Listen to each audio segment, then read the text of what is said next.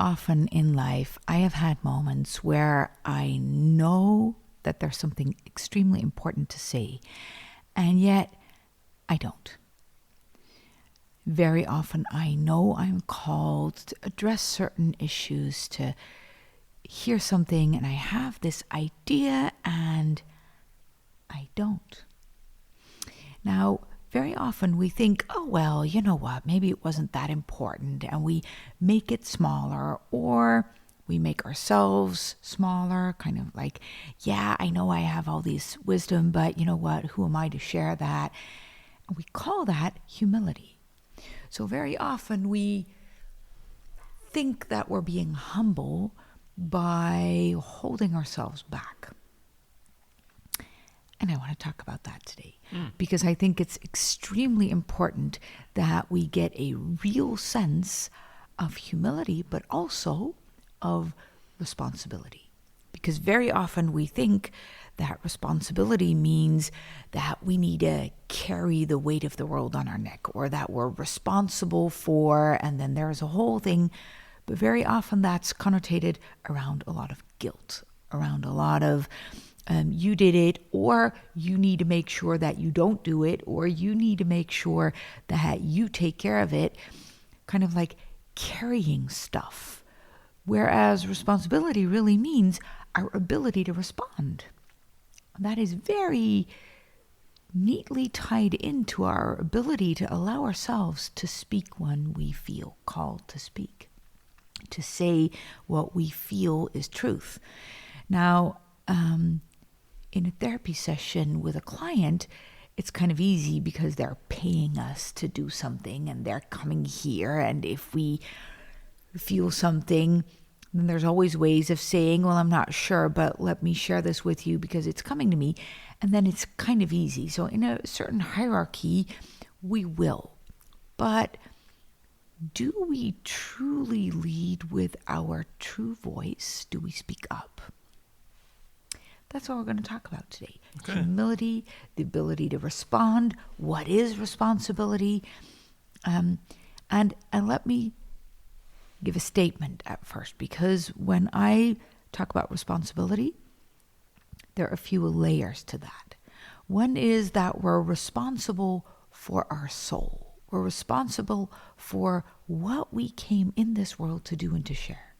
And that is a personal responsibility. I am here to do certain things, to bring certain things.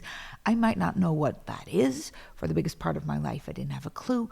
But I am responsible for my life, for how I show up in my life, for what I do and for what I don't do in my life. That's personal responsibility. But we also have interpersonal responsibility, meaning that you and I are married. So we also have a responsibility towards each other, towards the people that are in our life, towards our children, towards our parents. We have an ability to respond to each other, but also we have an ability to respond to each other's needs, to respond to each other's growth, to respond to what I see you need, which could be very different to what you think you need. And we have a responsibility towards each other to support each other's soul's responsibility in this life, I would say. Now, that already might be a whole podcast, right? Mm-hmm. But then there is a third layer, and that is collective responsibility. Because as much as I am a person and a soul here in this planet to serve, I'm also here to serve a collective. And not just here to make sure that I have all my needs met and I am happy and I am successful, because that will leave me empty as well. There is also a responsibility for the planet that we're here, for the collective of the human beings that we're part of, because I tend to see the total of humanity as one big organism of which you and I are just two cells, maybe. And that whole organism of humanity is also growing, and we have a responsibility to serve. And there, it's even more obvious that we don't have a clue what we're actually serving and what our place is, but we have to be the best little cells in that organism that we can be. Now, if we look at that, there's nothing humble about saying, you know what, I'll hide, I'll sit it out, I'll not participate fully. I don't know what's going on, it's too big for me. You know what, I'll be scared and sit in a corner. I'll be humble, I'll not show up. To me, this is where actually, if we look at what's written in Matthew in the Bible with the Sermon on the Mount, this is where Jesus was baptized by John the Baptist, and then immediately he felt this calling, and it's described differently. It's described as now the Spirit of God came upon him. But I would say that is where his calling became inevitable, where he was crystal clear on, oh, I am not here to be a carpenter. I am here to share my wisdom and not to stand by. Now, the first thing he did wasn't to go out into the people and to share his wisdom. The first thing he did was he went into the mountains for 40 days and listened to all these survival voices inside of him. It's written differently in the Bible, right? In the Bible, it says that Satan was testing him. But this is what I consider to be Satan, right? All his doubts, all his fears, all his ideas around, but who am I? Like Moses, who was questioning God, right? Who am I? Why should I be doing this? He went into the mountains to find a really stable place inside of him from which he could share. Now, if you read the Bible closely, you will see that very often Jesus goes into the mountains before a big thing happens. He is constantly aligning himself with who he knows to be. He's constantly taking his ability to respond extremely seriously from a place of, I'm not going to let my message be diluted by my fears, by other people's noise. I'm just going to do what I am called to do. I'm going to use my full ability to respond in the days that I have here. Now, there's something incredibly important if we look at visibility. Just business owners, therapists, people who have voices. Most people have voices. Not all of them, but most of them do. How are we using it? And can we see ourselves through God's eyes, seeing that if we got a voice, then we are called to use it? That's a long introduction. That's a long introduction. Yeah. Now it's all over to you. What? So a few things come up. So first thing, we start off with common people like us and maybe people who listen, and then we go all the way to Jesus. So we're not all Jesus. So we are made in the image and likeness of God. Yeah, but that's I don't know if we need 8 billion Jesuses in the world, but I'm not so sure. So, but that's one maybe remark. But it's a big step. Let's say maybe it is good or necessary, or it could be very nice, but it's a big step. And the other thing is you distinguished 3 forms of responsibility, and they were all 3 the responsibility for something. Mm-hmm. So for your soul, for the relationship, for the collective.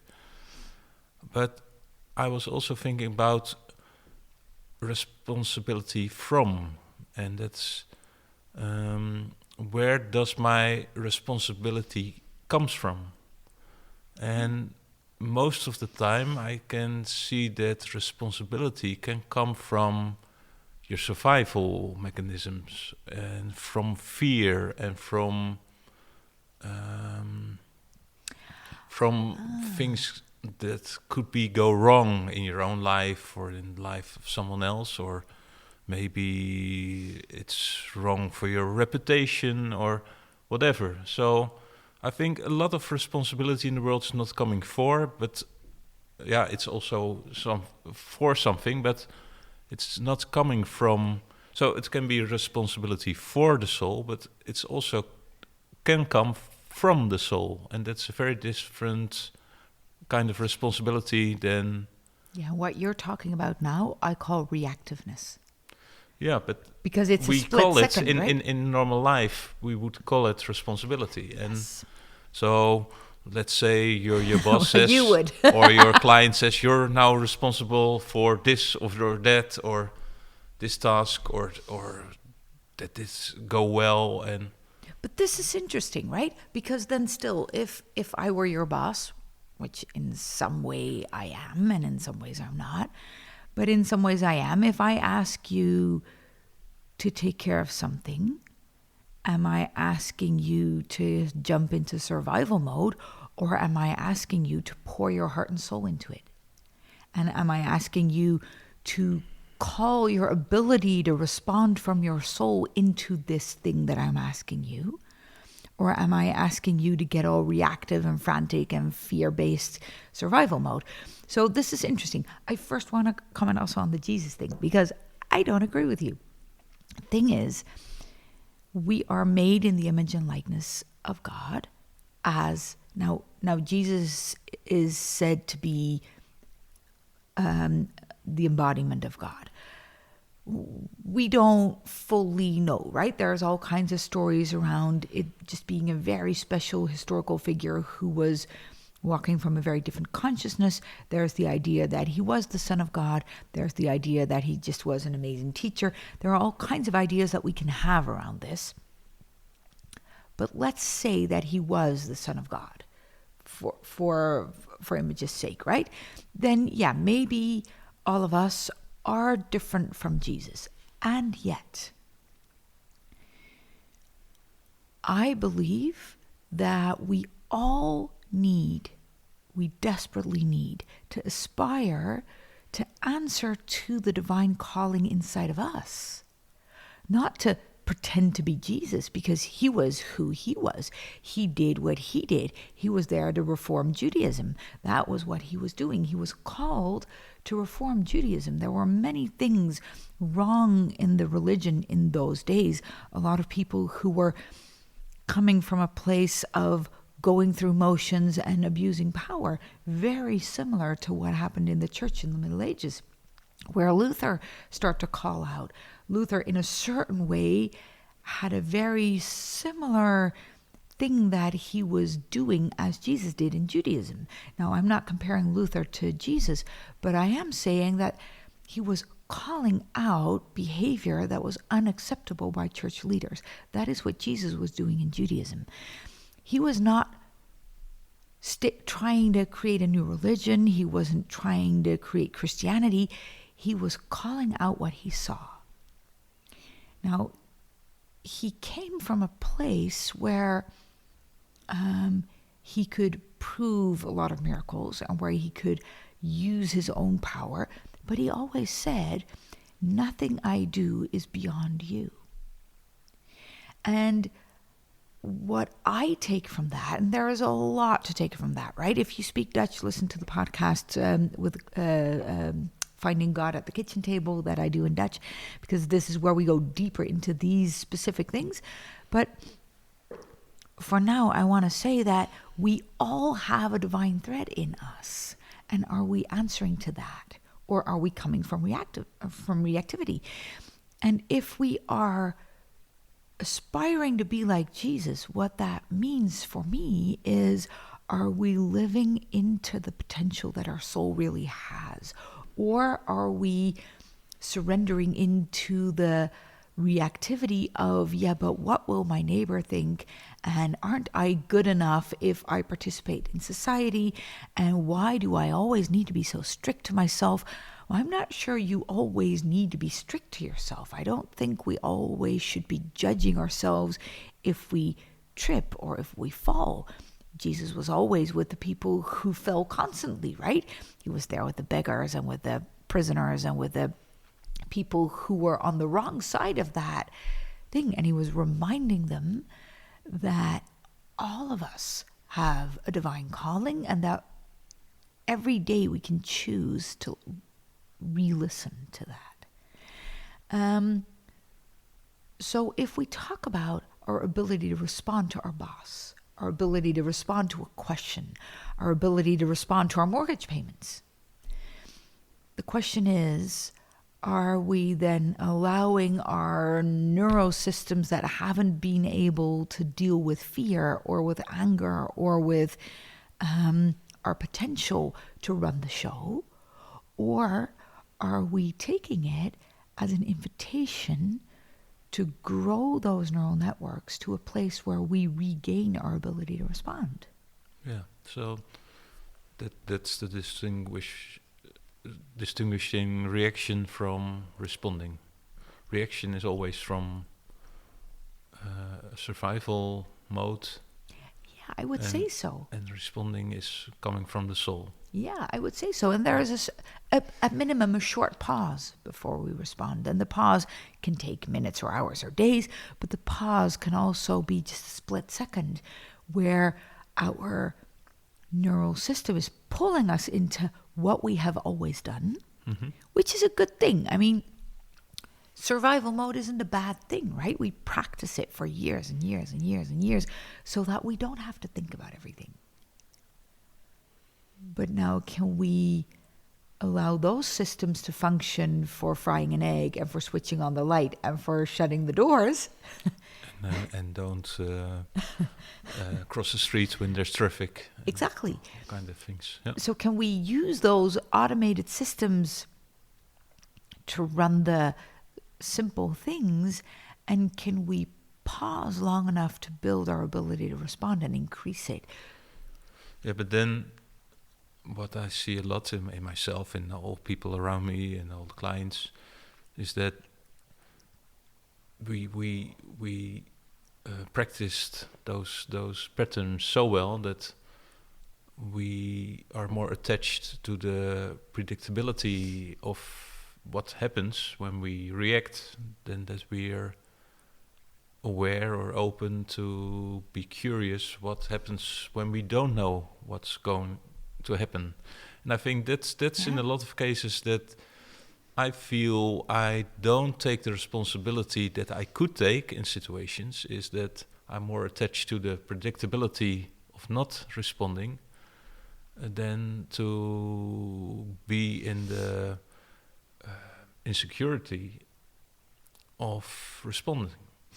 I would even go a step further, and I would say that you're not just attached to the predictability, you've identified with it. This is who you know yourself to be. Yeah. So please don't ask me to be something else, because that's unfamiliar to me, and that's not who I am. Yeah. So, but I have taken enough steps to know that that's not who I am.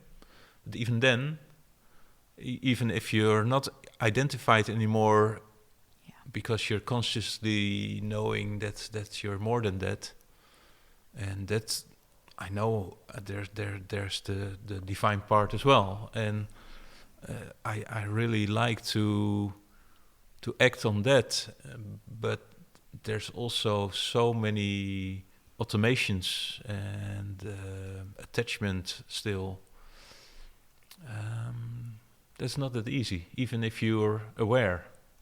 No, the question is, can you not be hard on yourself and give yourself some space to constantly pause and reconsider without harsh judgments? Because if we're constantly... And you say it very well, then it's constantly pause. Well, do you know what? For me. So what's the point of life if we don't do this? Yeah. Let's turn it around. Let's turn it around and let's look at what is the point of life if we don't live into this potential? I think a lot of people will think they are safe when everything is at every moment predictable. I think that's for a lot of people. Safe from what? Yeah, but it's an illusion. But you can believe that you're safe when you know you maybe you might think everything is in control because you know that you have your job, you know you have your spouse, you know you have your children, and you know that there's you've your insurance, you have your house. And then what? And for a lot of people, that's it. And I think. But what is that? If we consider ourselves as another kind of animals, I think a lot of animals are also mostly driven by their survival. Well, we don't know that because the animals I know are. I really know, like Jimmy, who's lying here on the floor. I'm not sure if he's driven by survival. He is driven. He appears to be driven by really taking interaction seriously, and by really he seems driven with a mutual idea of making each other happy. So I'm not sure if he's driven by survival. I know it from some people, at least. Yeah, but let's not go into that, even though that could be interesting. But we don't know enough about how animals perceive themselves to really answer that question. No, in this but podcast. I know it at least from some people, and that's what drives them.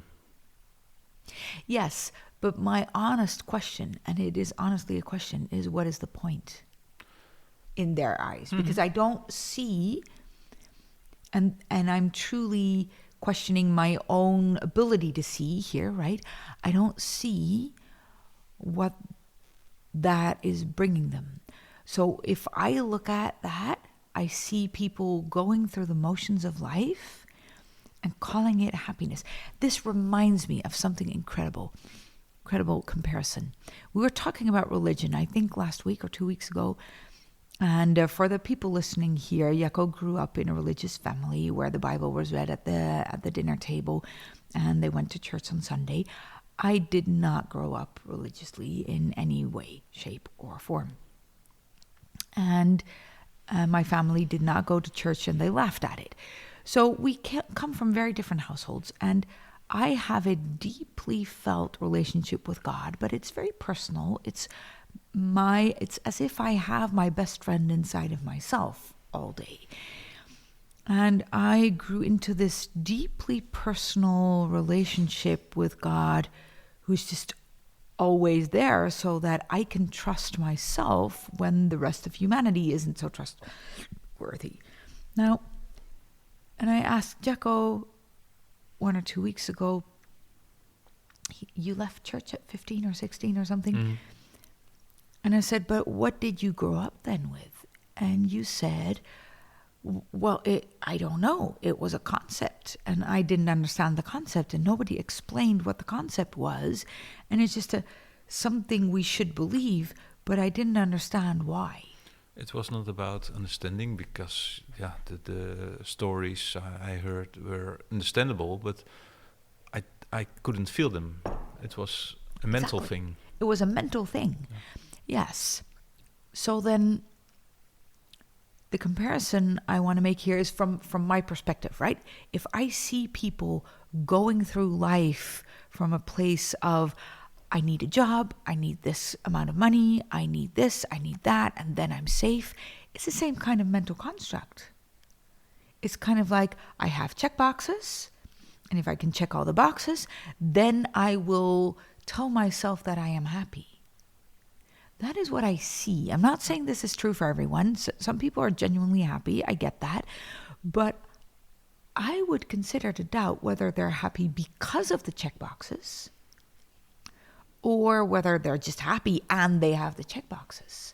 And there's this whole Yeah, idea I think of the happiness in those lives comes from really feeling in love with their spouse, with their yeah, partner, and exactly. with their children. So it isn't as if there's no real happiness or no real joy or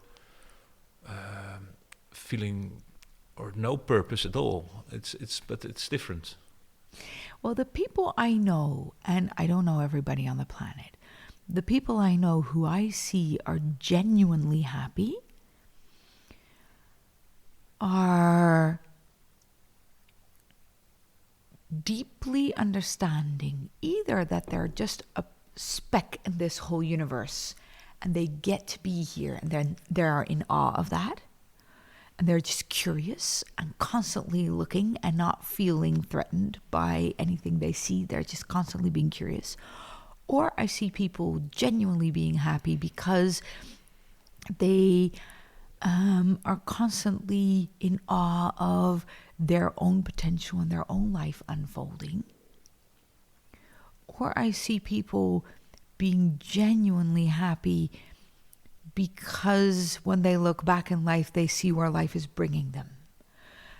But I have never seen anyone be incredibly happy because of their bank account or because of their ability to pay a mortgage. Yeah, for 5 minutes, maybe. Of course, for sure. For 5 minutes. Hey, you know what? I got the car. But then ultimately, there's no true joy behind that. Mm-hmm. Now, the interesting thing is, if we look at trauma, if we look at all of this from a trauma perspective, then the question becomes, why are we constantly afraid of sharing our true voice, of sharing our potential, of truly serving, of letting go, and of seeing our ability in action, in relationship? Because responsibility is a relational thing. It's not just, I'm responsible for cleaning my own home. Yeah, sure. But if I don't bring it into relationship with life, into relationship with people, into relationship with society, then that responsibility is not going to bring me anywhere. So ultimately, if we don't show up in life as us, I think we're depriving ourselves of seeing our real potential. And if we're not fulfilling our real potential, then what are we doing? Yeah, and I think there's a lot of contribution. So a lot of people are contributing in a way, and not only when they're paid for it, but also voluntarily. But even then, some people feel it as they're obliged to do the good things. To be a good person according to the mental construct that they have in their head. Yeah, and some of them do it from joy. Yeah, because I also see people in church sharing from deep love, really trying to build better places. I see many organizations who are genuinely trying to build a better world.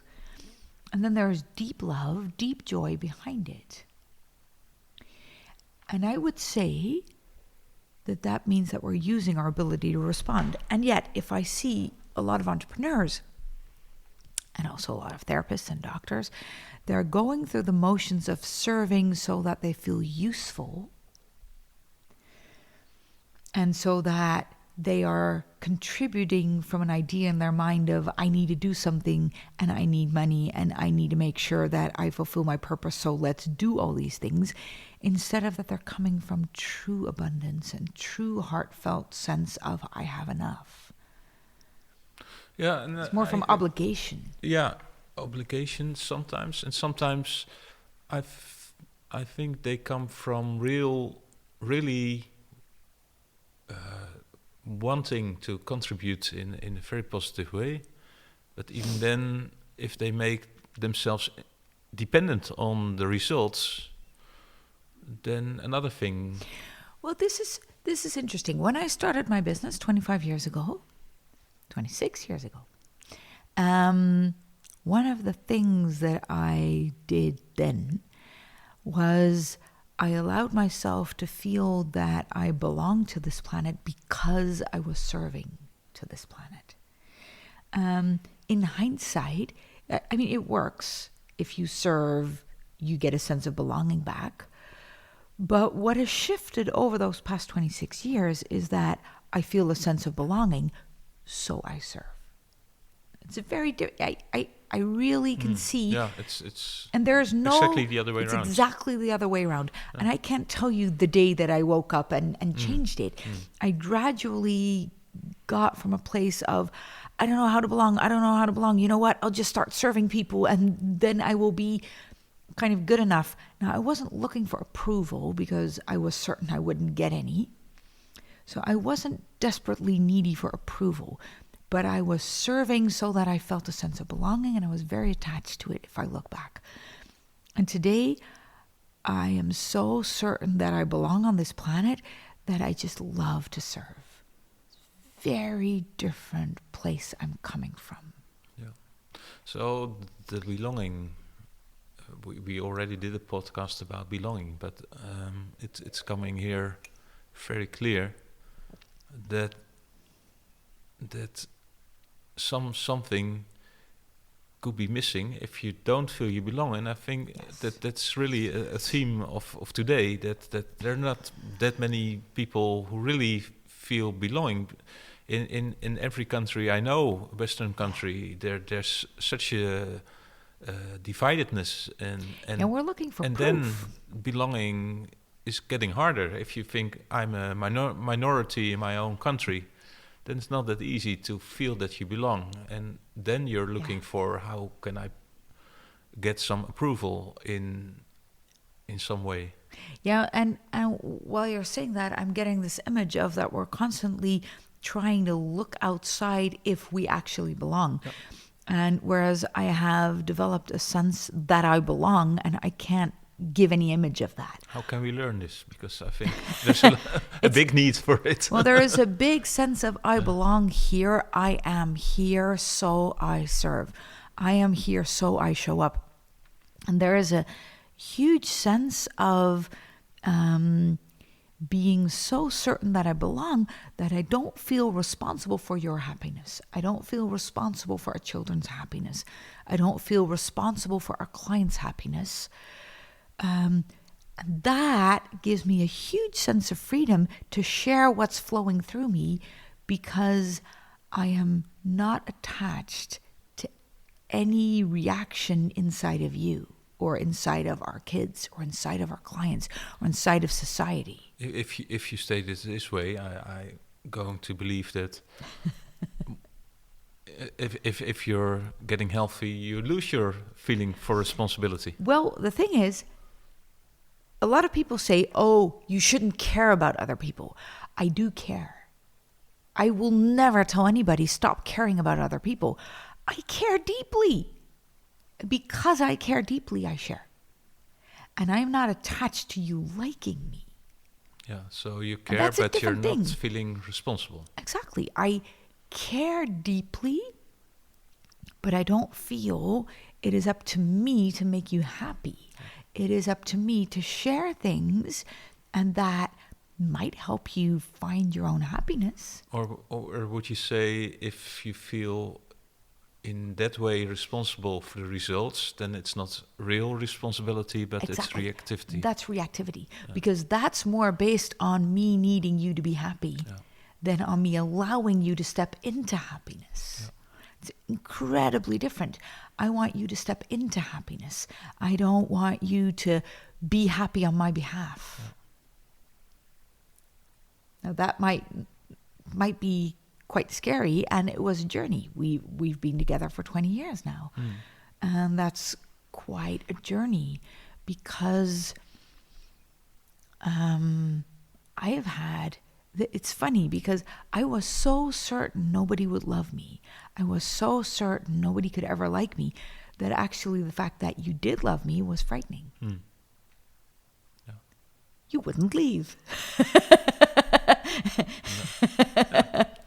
That's true. what I see in a lot of relationships is that people are really giving their responsibility to the partner to make them Yes. happy, and Yes. that's And they're calling it care. care or And they're saying compromise is a part of a love. relationship. They Or call love. it love, but Yeah. in a way it isn't love. It's Well, it's a different kind of love. The story that comes to mind is the story, it's a beautiful story, of a man and a woman, and they're in their 80s.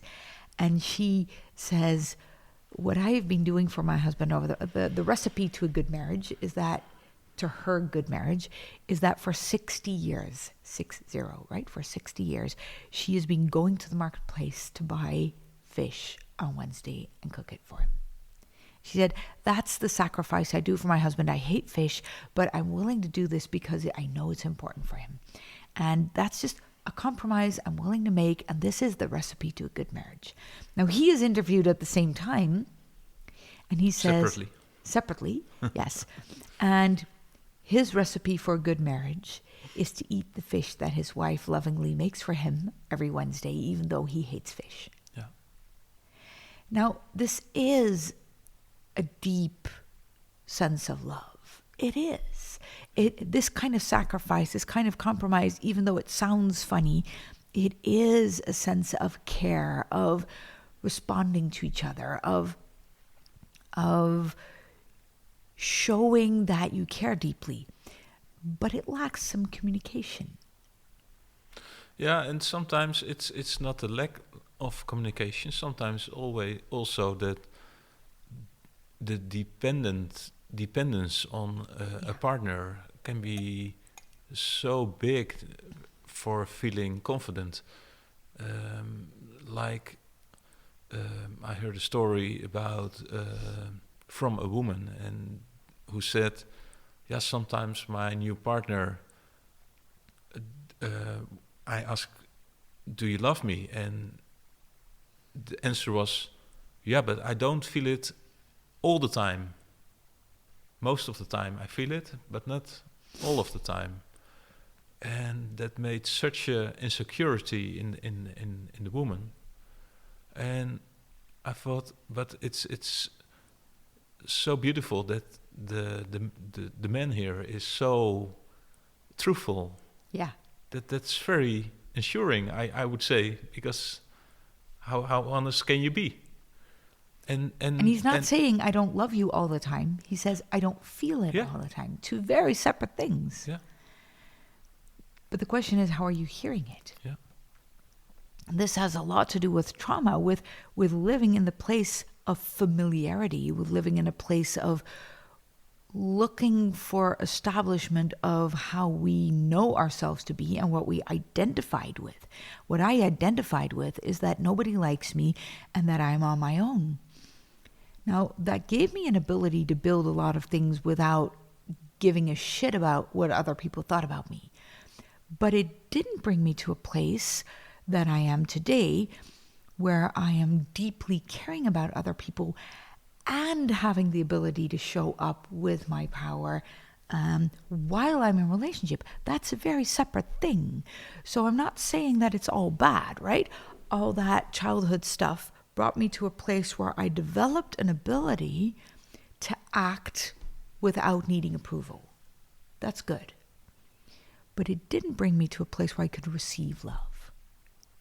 That is something I acquired over the past 30 years, 51 years, whatever we want to call it, of every day, gradually, slowly allowing myself to be received and to receive. And that is an ability to respond that I probably was born with, but that was kind of traumatized out of my system in childhood.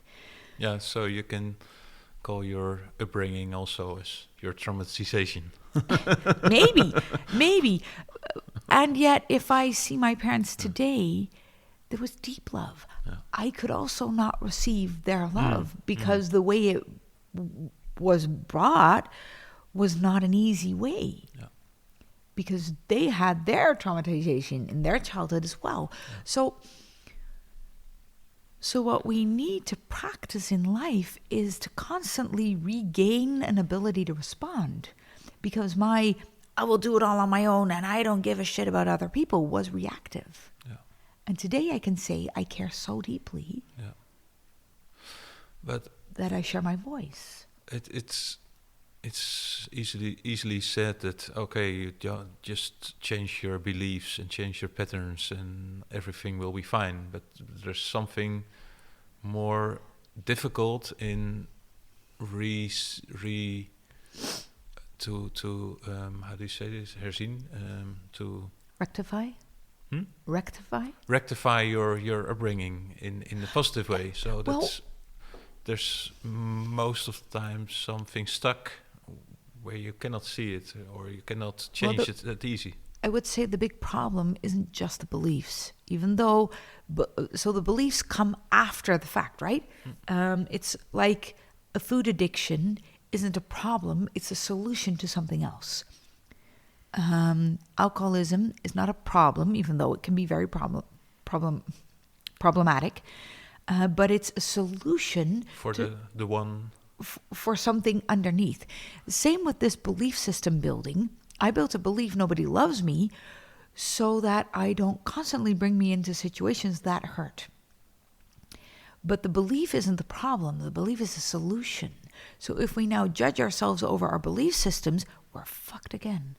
What we need to do is we need to understand deeply that underneath these belief systems are nervous system centers that don't function properly. I was not able to regulate my nervous system in a situation where I was receiving love. So it's not just learn to receive kind of thing. I needed to learn to regulate my nervous system in that situation. Yeah. And that is not something we can do by shaking our body on music or whatever, right? There's a lot of people will say, oh yeah, I have this belief, I'll just do some EFT tapping, right? If you've never seen it and you're watching the video, you will see me tapping on different places of my face right now. That is actually a little bit helpful, but it's helpful from a place of taking a paracetamol or an aspirin for a headache. It will delete the symptom. Absolutely, it will. If you take an aspirin when you have a headache, that helps. Mm-hmm. But it doesn't help the deeper cause, because the deeper cause is that your nervous system didn't learn to regulate. No. And that learning to regulate love, to regulate fear, to regulate anxiety, once we learn that, then we won't have to be constantly tuning out of those situations, then we can stand in the middle of them. Yeah. It's not that and life... Not by will, but by just being there. We can just be present. It's not that that everybody around me changed because I learned to receive love. No, it's that I don't need your response to be in a certain way anymore to know that I will be okay. Because I can regulate myself. I'm not dependent on your regulation skills. So could I say that even the qualities that you developed because of traumatization or conditioning that wasn't very helpful for a long time, and it can bring you very good skills, like Absolutely. I'm very sensitive for all kind of emotions because of my conditioning. But is it really... It's a quality, but Absolutely. Is it really nice as long as I need it, because of I don't really am relaxed about everything around me? No, but now you need to learn to regulate yourself in that so that you can be present, and you don't need to learn it. Well, maybe you can increase it, but you've already learned over the past years to regulate yourself while you're in the presence of those emotions. Now you're serving. Yeah. But even then, there can be many steps to make. Yes. To but this is the thing, right? Yeah. Because we started out by sharing your voice, right? If you're picking up on emotions that could get into a danger zone for you, right? Like your father was not always the nicest person in the world to be next to. And he was a loving person, absolutely. But there was a lot of trauma inside of him. And you've learned to pick up sensations in other people and to dim yourself or hide to not set off atomic bombs like your dad could be. Now, you're learning to regulate yourself, knowing that if it really becomes an atomic bomb, you can leave the room. But in the meantime, you can just stay present so that the other person can deal with their things. That means that today, you're actually sharing things instead of hiding. Yeah. And step by step to learn that the atomic bomb is not a danger but a source of power. Exactly. In the end. But exactly. Yeah. And that the other person can find that power, which brings me to a very, very beautiful place. Oh, this is interesting, right? So tomorrow I'm recording with Jelbert, the Dutch podcast, and he gave me 2 pieces to read. One was Matthew, and we talked about the Sermon on the Mount, but there is a specific part in that he asked me to read, and that is, if somebody slaps your cheek, turn the other cheek. This is what that is about. It's about if something happens around you that's scary, can you regulate yourself and be so present that you can allow the other person to deal with the consequences of their actions, because you don't need to. You're just present, you're there, and you're lovingly offering them the opportunity to learn to regulate themselves, which is incredibly hard, but it is a practice where we train our regulation system and our ability to respond. It's where we train our system to take full ability to respond in ourselves and to offer our full regulation system to the other person. There's another sentence there that is, if somebody demands you to walk a mile, go 2 miles. And this is very often misread today, because if Roman soldiers, they could ask you to drop all your positions and to walk a mile with them, but they couldn't ask you to walk 2. That was not allowed.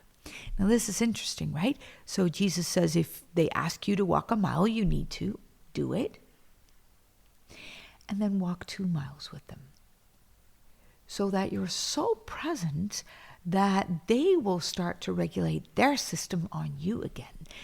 Now, it's not always thankful, I guess. It's minding your own business and being of service to anyone you encounter. It is pretty easy to love your neighbors if they're likable. It is pretty easy to love the people you like. Can you like the people that are uneasy to love? Yeah. But that's the thing. Can you be of service to all, and not just the things you like? And now we don't have that much time, I guess, but maybe one step back. Earlier we talked about being like Jesus in a way, and as the people as you are.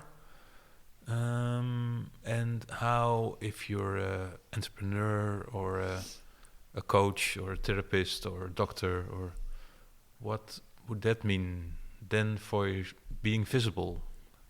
So when it comes to visibility and using your voice, it means that you allow yourself to regulate your own nervous system so deeply that you can use your voice when you need to, that you can show up when you need to, that you can say the things that you feel called to say. And I was speaking with a group of entrepreneurs on Monday, and most people will share their content. Most doctors will share the medicine. Most people will share the method, the theory, the technique. But can you offer your regulation skills so that you are so safe, so that whatever is triggered in the room is okay? Now that creates an impact, because now people grow because of your presence. And that is an incredible skill to have, because now you don't have to mistrust or trust yourself. Now it doesn't matter if you make a mistake, because if you have regulation skills, it is fine if you accidentally say something that falls in the wrong basket, or you can make amends. You become flexible. You don't have to compromise your voice all the time and try to second guess what the other person needs to hear or to not trigger them. But this is incredibly hard. I mean, I have had this secret relationship with God until, 2 years ago? And if somebody bought a ticket to my seminars, in the room, I would talk about it. But I wasn't talking about it beforehand, because I thought, yeah, you know what? I'm a business coach. I talk to people about what they need to do in their business, and I'm not sharing the how. So I will only share that once they're in the room. But what I've been seeing is I was afraid. Yeah.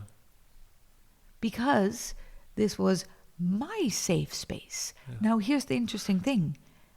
One second. Here's the interesting thing. I had this deep sense of peace inside of me. That's why people came. They would get it in the room. But if you know the world needs peace and you have it, can you just share it? Yeah. I think there's another thing playing out here, is that if you're talking about things as God, or the way that you use it, if you're not explaining the way you use it, then it can be associated with all kind of religious stuff that's not what you live. So that could be very much confusing, or But what I've learned over the past year is that everything will be confusing. It doesn't matter, because people will hear what you say from their own perspective anyway. So it doesn't matter, because all they hear is what they're able to hear in the first place. So I'm talking about a bigger source outside of us that is available to us. If you want to call that universe or love or angels, or that's okay. It's just a word. Now, I have a deep felt sense of that, and I have a deeply satisfying method that will help you regulate your own nervous system so that you can always be in touch with that and share from it. The interesting thing is, people will have their thoughts about that. It doesn't matter how I explain it. Yeah. But So I'd rather explain it from what I believe. Yeah. Yeah. Because people are always going to have their opinions. That's true. But if you scare people away, people who would love to learn from you because you have the right things to learn to them, to teach, then... Yeah, but the right people will listen between the lines, and the wrong people will never come anyway. And you will. So here's the thing for the people listening to this. If you share your truth, you will always scare some people. But if you're not willing to scare some people, you're not being clear. And if you're not being clear, you're also not pulling in the right people. Yeah. Because if you're not clear, nobody can find you. Yeah. If they need to search really hard, and I teach about trauma and God. And if you want to call God differently, I'm fine with that. But if you want a method that works, then there's a lot of programs that can bring that. Yeah, but that's not what I mean here. I think what we do in your teachings is very profound in any Yes. case. And if a potential client thinks, oh, but it's a religious thing, then they will not come. And You don't know that. Yeah. So that's just, and this is But this example, but it's this also is just for this example. other. Yeah, so people are so terrified about scaring people away that they dilute the water. Yeah. We used to run a business course, and the first sentence I would say is, if you're whiskey, appeal to the whiskey drinkers. Stop diluting your whiskey so that people who don't care about whiskey might like you, because they will never. Yeah. People who are looking for whiskey don't want diluted whiskey. They want the real stuff. And people who want water were not searching for you in the first place. So yeah, we need to be precise about how we use our voice. We need to show up in a way that people can hear us, but we also need to show up from the place we're called to show up from, and not try to appeal to people who, or be liked by people, or not to be too scary or too personal or too vulnerable. Or I was talking about about this with somebody, and she said, yeah, but where is it going to be oversharing? Well, I'd rather have some people overshare than people not sharing at all.